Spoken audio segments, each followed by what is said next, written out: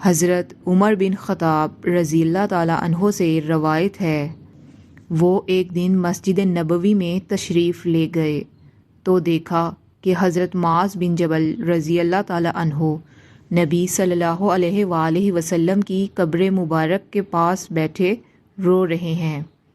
انہوں نے کہا، آپ کیوں رو رہے ہیں؟ حضرت معاذ رضی اللہ تعالیٰ عنہ نے فرمایا، مجھے رسول اللہ صلی اللہ علیہ وآلہ وسلم سے سنے ہوئے ایک ارشاد کی وجہ سے رونا آ رہا ہے۔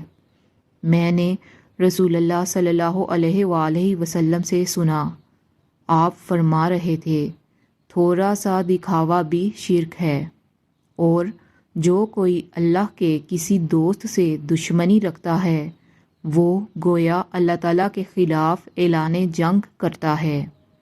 اللہ تعالیٰ کو وہ گمنام متقی نیک لوگ پسند ہیں جو غیر حاضر ہوں تو انہیں تلاش نہیں کیا جاتا، اگر موجود ہوں تو انہیں بلایا نہیں جاتا، نہ انہیں پہچانا جاتا ہے۔